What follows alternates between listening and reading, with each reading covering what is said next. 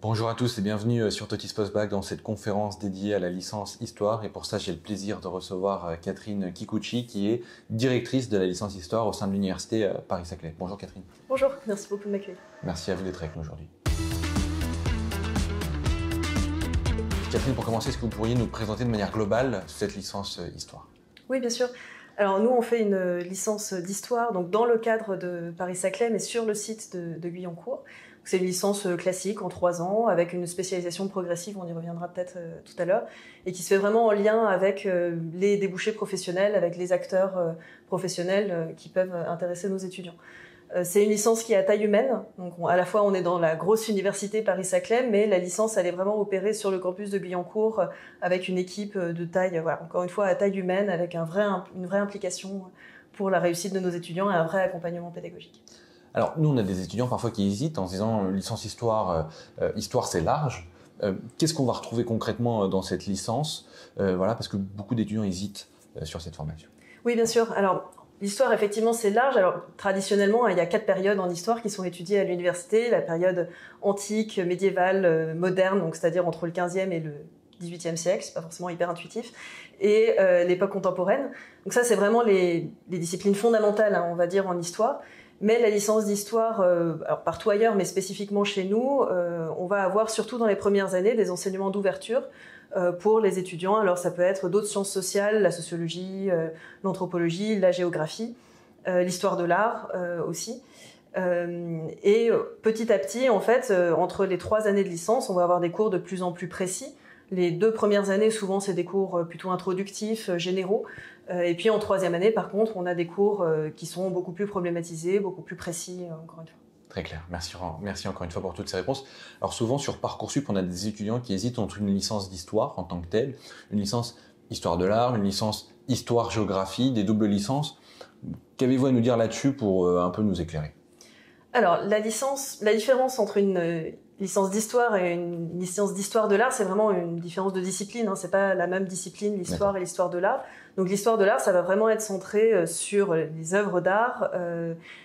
L'histoire peut aussi s'intéresser aux œuvres d'art, mais il y a une approche plus esthétique, on va dire aussi dans l'histoire de l'art. Puis les débouchés sont pas les mêmes aussi. Quand on a une licence d'histoire de l'art, on peut peut-être plus facilement se diriger vers des métiers de la conservation, ce qui est parfois un petit peu plus compliqué avec une licence d'histoire. En tout cas, il faut parfois une remise à niveau en histoire de l'art pour y arriver. C'est pas impossible, mais voilà, il faut une remise en niveau en histoire de l'art. L'histoire, par contre, on va avoir des métiers et des débouchés plus larges pour le patrimoine, mais dans un sens plus vaste. On peut avoir, par exemple, des débouchés dans les métiers des archives, dans les métiers de la médiation culturelle, de façon peut-être un peu plus large que l'histoire de l'art, où là, les choses sont un peu plus spécifiques. Pour ce qui concerne l'histoire et la géographie, alors effectivement, l'histoire et la géographie, c'est des disciplines qui fonctionnent bien ensemble, hein, avec le concours de professeurs du secondaire, où il faut faire à la fois de l'histoire et de la géographie. Alors nous, dans notre licence, on propose des cours de géographie justement pour les étudiants qui veulent se destiner au concours du secondaire, du CAPES ou l'agrégation. Mais il y a aussi des licences, des doubles licences, qui sont vraiment à parts égales là entre histoire et géographie. C'est pas notre cas, en tout cas pas à Guyancourt. Malgré tout, la formation en histoire, avec une sorte de mineur en géographie, est une bonne formation pour devenir professeur dans le secondaire. Merci pour cette réponse. Je vous propose maintenant qu'on s'intéresse un peu plus au profil. Quel profil recherchez-vous dans cette licence ? Quelle spécialité au lycée ? Quel bac faut-il avoir ? Qu'est-ce que vous recherchez concrètement ? Alors, on recherche plutôt des étudiants qui ont un bac général. On accueille des étudiants aussi qui n'ont pas un bac général, mais c'est vrai que ces étudiants-là ont parfois un peu plus de difficultés au début. Il y a vraiment besoin d'une remise à niveau, notamment à l'écrit, puisque les exercices en fait qu'on fait dans un bac non général sont un peu différents de ceux d'un bac général. Ça, c'est la première chose. Et puis, évidemment, l'idéal, c'est d'avoir pris la spécialité HGSP. Ça, bien sûr. Les autres spécialités, ça peut vraiment varier, mais un élève qui a pris une option HGSP est vraiment très bien préparé à une licence d'histoire. Après, de façon plus large, nous, ce qu'on recherche, c'est avant tout des étudiants qui sont curieux, des étudiants qui s'intéressent à plein de choses, qui n'ont pas peur non plus d'aller dans des directions auxquelles ils n'avaient pas forcément pensé au premier abord. Et puis des étudiants qui aiment lire. Et ça, c'est quelque chose dont les étudiants n'ont pas forcément conscience au début d'une année d'histoire. Mais en fait, la licence d'histoire, on a besoin de lire tout le temps, quoi. Donc si on a des étudiants qui ont des difficultés à lire ou qui n'aiment pas ça, en fait, tout simplement, là, les choses peuvent devenir un peu compliquées. Donc curiosité et vraiment un attrait pour la lecture, c'est vraiment des atouts majeurs. Et on avait des étudiants qui nous disaient que c'était pas non plus évident, il fallait aussi savoir rédiger. Est-ce que c'est vrai? Est-ce que vous pouvez un peu préciser là-dessus? Oui, alors les exercices en histoire, ça demande de la rédaction, hein, ça c'est sûr. Après, on essaye d'accompagner au maximum les étudiants qui parfois ont des difficultés effectivement de rédaction. Entre la première année et la troisième année, les exercices sont progressifs. On essaye vraiment de les accompagner au mieux parce qu'on sait que beaucoup d'étudiants peuvent avoir ce type de difficultés. Mais c'est pour ça que j'insistais sur la lecture. En fait, quelqu'un qui aime lire arrivera très rapidement à se remettre à niveau à l'écrit. Avec tous les exercices qui sont proposés chaque semaine dans les travaux dirigés, vraiment de façon continue et pas juste au partiel. C'est-à-dire qu'on ne balance pas les étudiants en partiel, il y a vraiment des travaux qui sont effectués tout au long du semestre. Donc, mais bien sûr, l'écrit joue un rôle très important dans les exercices en histoire. Au niveau du taux de sélection, à Guyancourt par exemple, comment ça se passe? Est-ce que, comment vous classez les candidats? Est-ce que vous pouvez un peu nous préciser ce qui compte sur Parcoursup? Oui, alors on est une licence non sélective. Ça, c'est déjà la première chose. Après, effectivement, Parcoursup nous demande de classer les candidatures.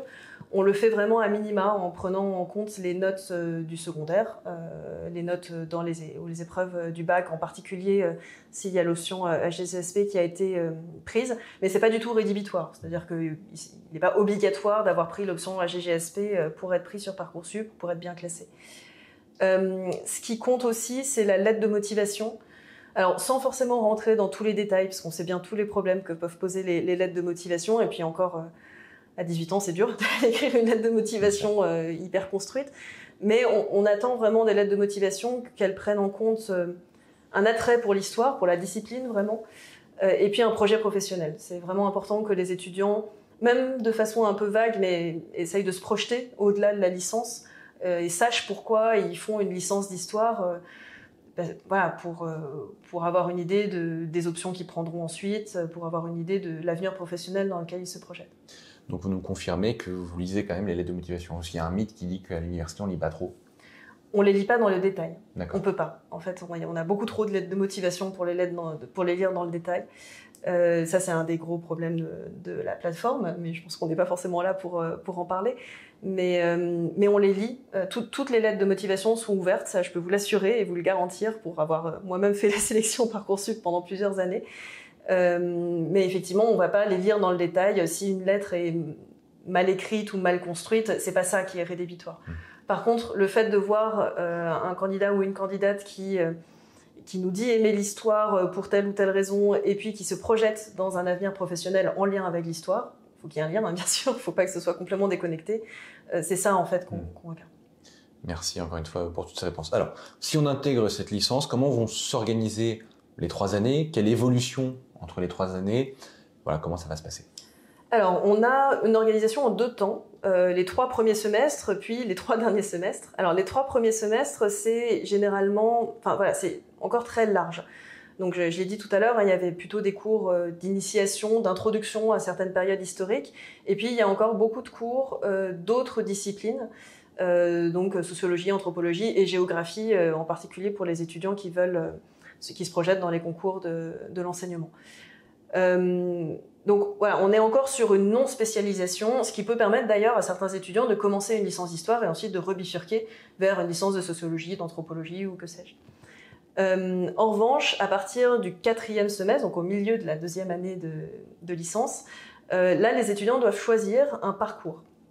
Donc sur Guyancourt, on a 3 parcours, un parcours enseignement, justement, pour les étudiants qui veulent soit devenir professeurs des écoles, soit devenir professeurs du secondaire, avec des options vraiment professionnalisantes pour aller dans cette direction.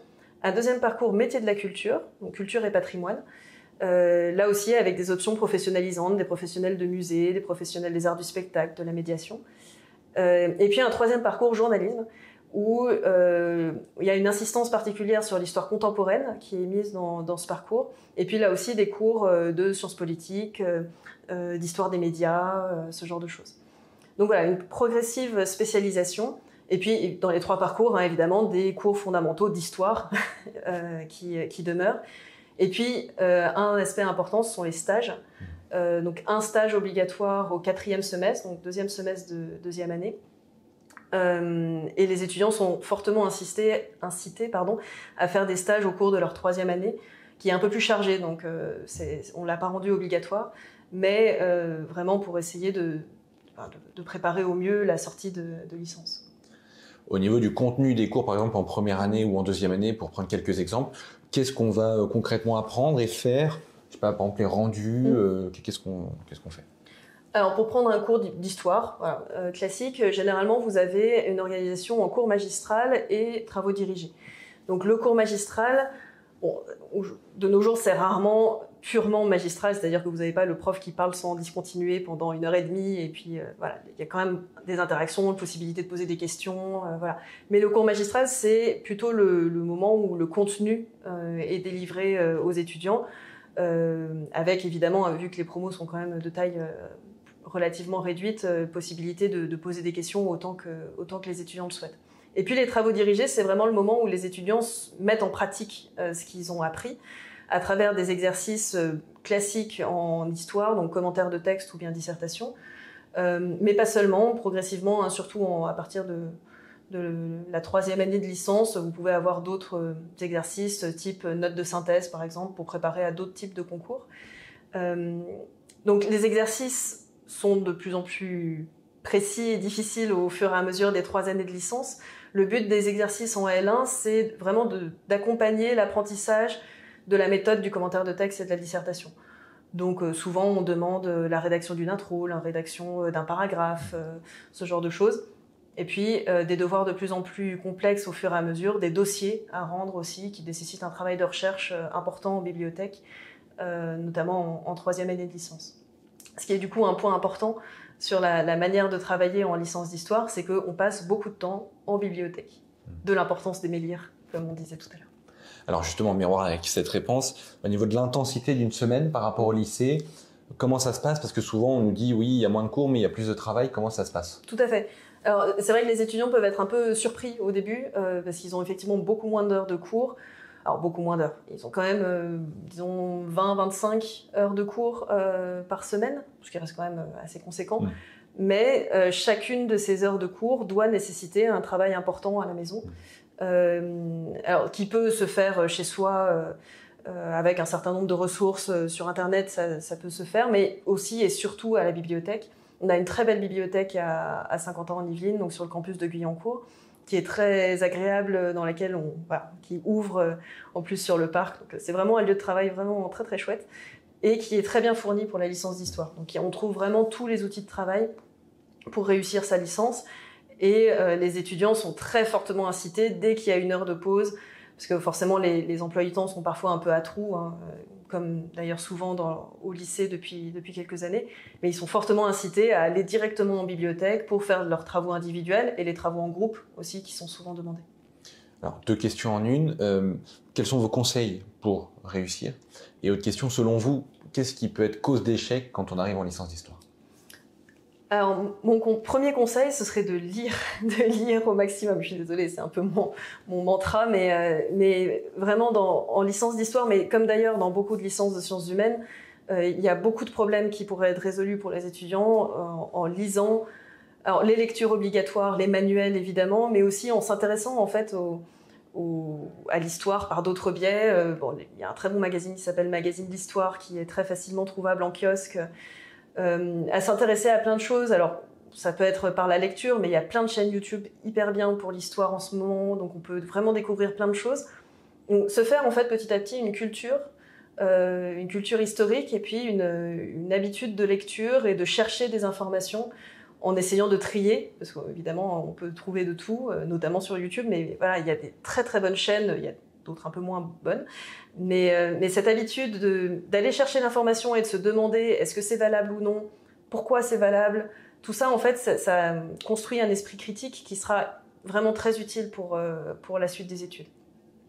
Ensuite, les causes d'échec, ça peut être un manque d'autonomie. C'est-à-dire que tout ça, en fait, tout ce travail personnel dont on vient de parler, ça nécessite malgré tout une certaine autonomie. Alors, il ne faut pas hésiter il faut vraiment dire aux étudiants de ne pas hésiter à venir voir leurs enseignants quand ils sont en licence. C'est vrai que ça peut être un peu intimidant en première année, mais en fait, on est vraiment à l'écoute des étudiants, de leurs problèmes. On peut trouver des aménagements. Donc, il faut qu'ils se prennent en main, pas tout seuls dans leur coin, mais en lien avec leurs enseignants. Et que petit à petit, ils sachent trouver une méthode de travail autonome pour construire leur projet, pour construire leur méthode de travail et avancer dans leurs études.